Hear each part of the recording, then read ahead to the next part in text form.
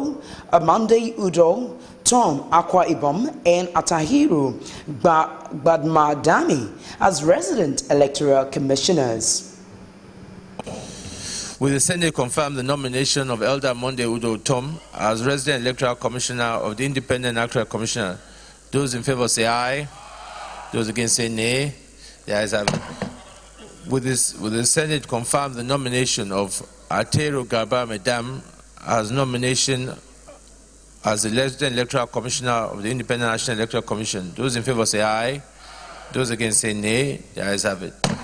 Will the Senate confirm the nomination of Ahmed Bello Mahmoud as resident electoral commissioner of Independent National Electoral Commission? Those in favor say aye.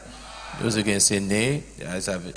Will the Senate confirm the nomination of Barrister Festus Okoye as National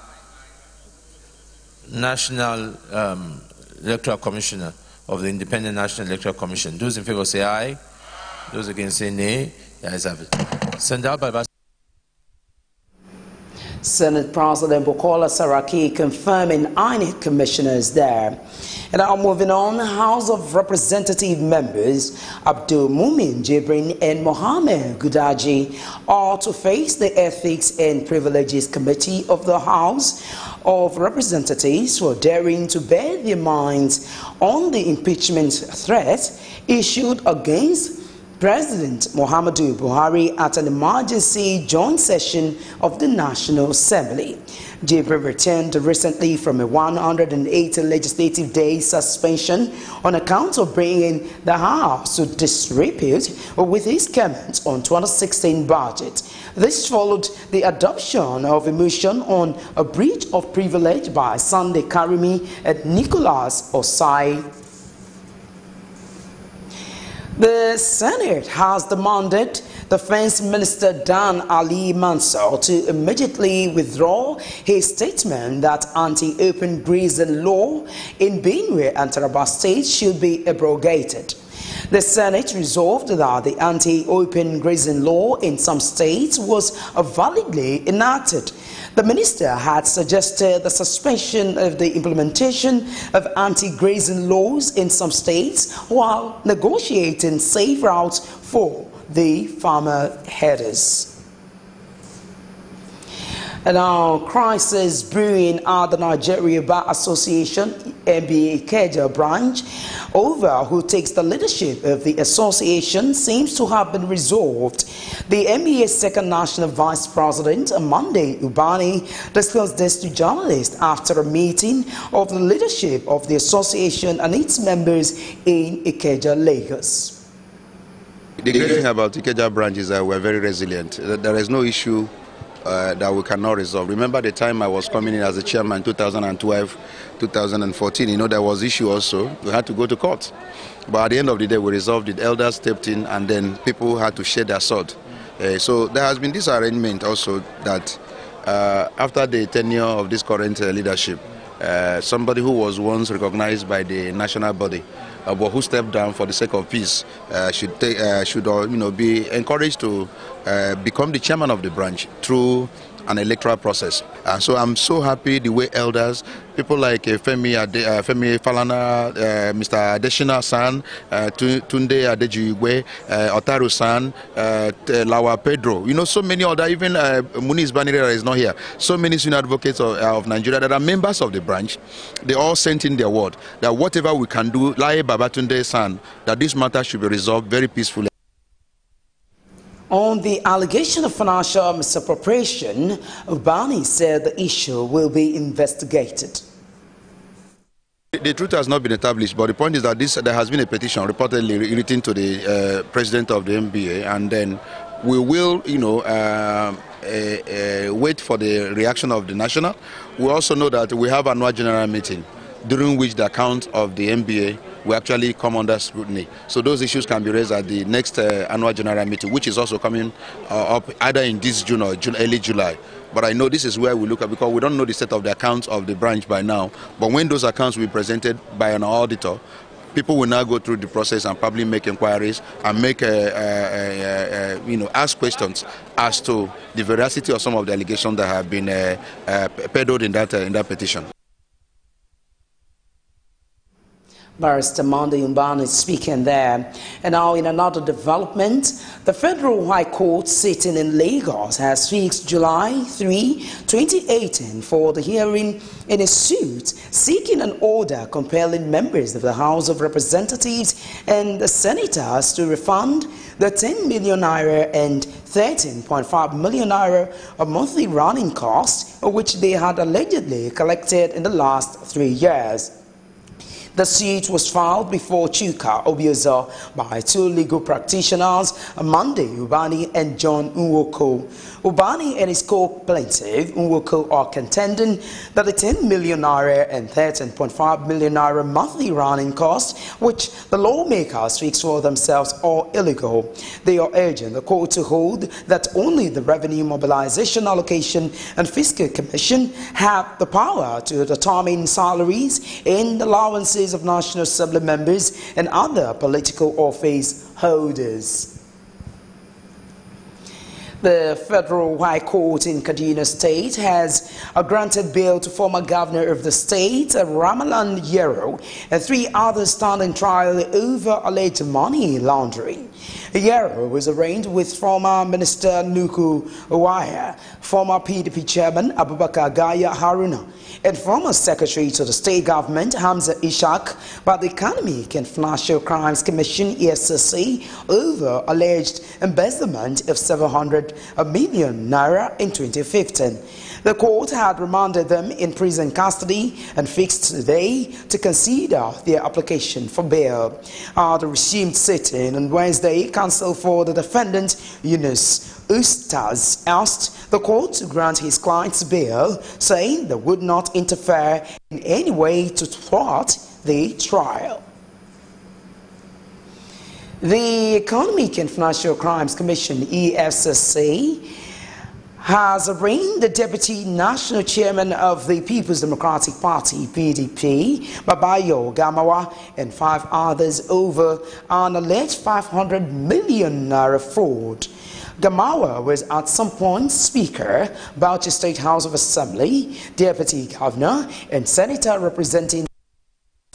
The case, which first came up at the Federal High Court, Bauchi, was presided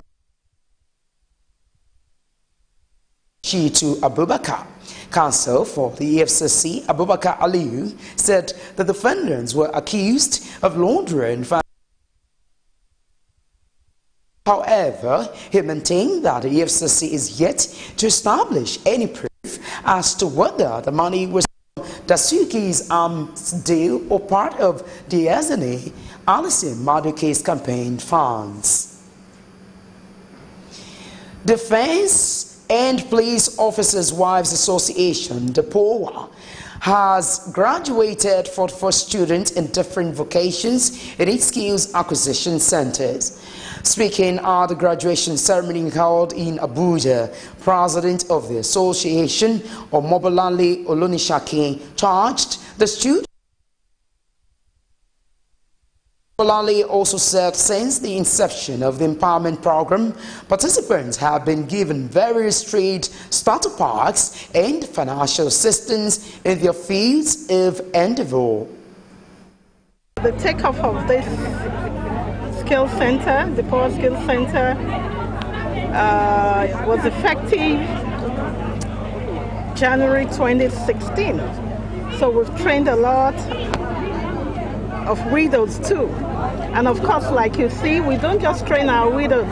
We also buy them starter packs. We give them money to rent shops so that their businesses can commence immediately. Apart from the fact they are contending with the fact of losing their husbands and a breadwinner. They're also, of course, facing other challenges as regards to taking care of themselves and their children. Hence, DEPOA, came in to assist them so that they can be self-sufficient through vocational training, so that they can earn a living for themselves and their children.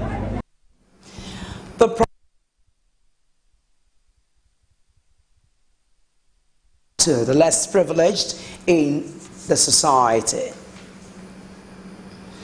Fulani herdsmen have launched a deadly attack on Guma and Logo, a local government areas of Benue State, leading to the death of 8 people, while several persons are still missing and many injured. The 2 local government areas have since the New Year Day faced incessant attacks. Guma Council area and forcibly entered while villagers were asleep. According to reports, among the victims were 2 students who had gone to the community to write the National Examination Council, NECO. The Nigerian Navy ship NNS Victory in Calabar has arrested a wooden boat laden with 2,860 bags of contraband foreign rice worth over 50 million naira, as well as 5 suspects.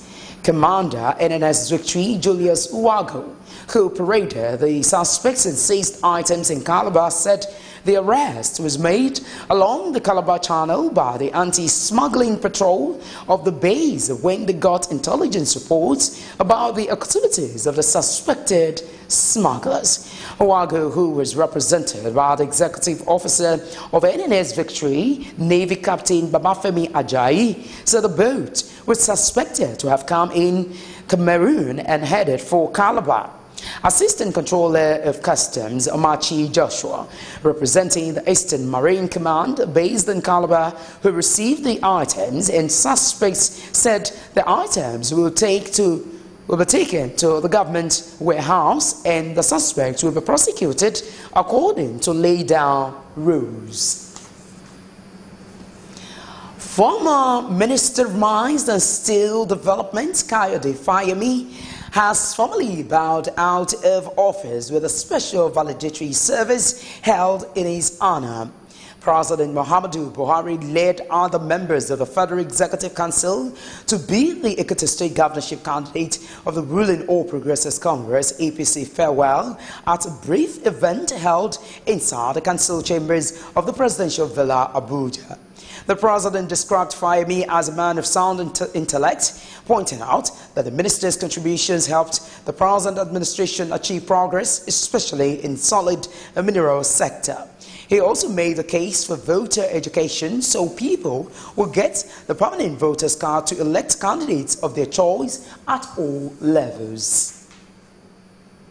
Still stay with its state, the All Progressives Congress APC in the state has criticized Governor Ayodele Fayose and the governorship candidate of the People's Democratic Party, PDP, Kolapo Olushola, for visiting public schools to canvass for votes. The APC said visiting public schools during school hours to disrupt academic exercise was a condemnable and reckless politicking that has no merit in modern democratic governance. The Publicity Secretary, Taiwo Olatubosun, accused Fayose of alleged election fraud by going around schools to collect teachers' voter cards for a fee, after which the cards were allegedly photocopied and taken to the governor. Taiwo also urged the governor to pay the 8 months' arrears of workers and teacher salaries, including payment of pensioners' entitlements. If you have just joined us watching Superscreen News at 6, we'll take a short break here, and when we return, we'll bring you news from the business world. Join us again.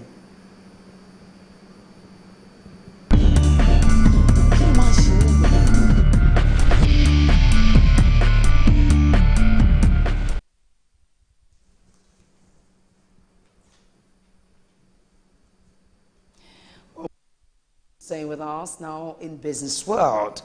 The West African Gas Pipeline Project, WACP, has expressed commitment to strengthening gas pipelines across West African countries. A Minister of State for Petroleum, Ibe Kachiku, disclosed this at the 17th West African Gas Pipeline Authority Committee of Ministers meeting held in Abuja. Kachiku called on member states to work together in order to achieve efficient generation of gas needed energy for sustenance of the region. This project has been flagged under NEPAD as probably the icon project amongst cooperation with African countries. And it is absolutely important that we do whatever we can to ensure the sustainability of this relationship. It has floundered here and there, sometimes not sufficient gas, sometimes issues of payments. But I think the founding fathers, our leaders, the heads of state, have remained very committed to ensuring that whatever were the deals of setting up of this relationship is carried to its natural fruition and gets better. I'm one of those who are very futuristic in thinking and look forward to a day when we will have adequate gas supply and gas connectivity all over the West African region so that power will become available to our citizens. And when production issues that we sometimes have in Nigeria would have been solved for good, and obviously the financial muscles or payment system that are essential to drive this process and make the company profitable would have been put in place. It is a job we cannot afford not to deliver on, because I think providing power to the African people, especially the West African people, is probably the single most important development item in this subcontinent. And it's absolutely important that all of us as brother ministers continue to work very laboriously to achieve those objectives. All the director of West Africa Gas Pipeline Company, Watts Perez, called for cooperation amongst all parties involved in providing power to West African region. Honorable Ministers, I must emphasize that the YP is a tangible community asset built to operate as a commercial enterprise, enabled by a strategic partnership with the states. But if we are to unlock and maximize value across this regional enterprise, all partner entities must work together and play our respective roles.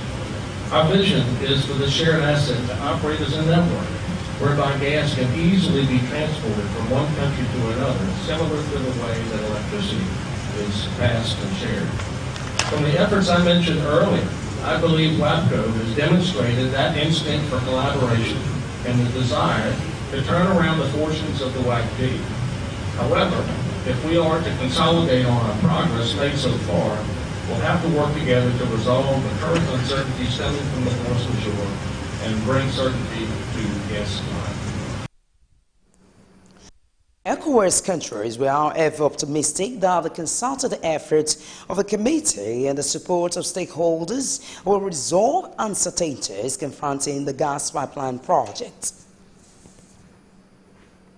And away from that, Nigeria has recorded an increase of 1.18 trillion naira in merchandise trade from 6.02 trillion naira in the fourth quarter of last year to 7.21 trillion naira in the first quarter of this year. The figures are contained in the Foreign Trade Goods report released by the National Bureau of Statistics. The report said the trade value of 7.21 trillion naira is also an increase of 35.07% when compared to the 5.33 trillion naira recorded in the corresponding first quarter of 2017. It also says the strong growth of total trade in the reviewing quarter was mainly driven by the strong increase in exports. Meanwhile, the Lagos State government has shut down 5 banks and 8 buildings located in Allen Avenue, Ikeja area over alleged illegal conversion.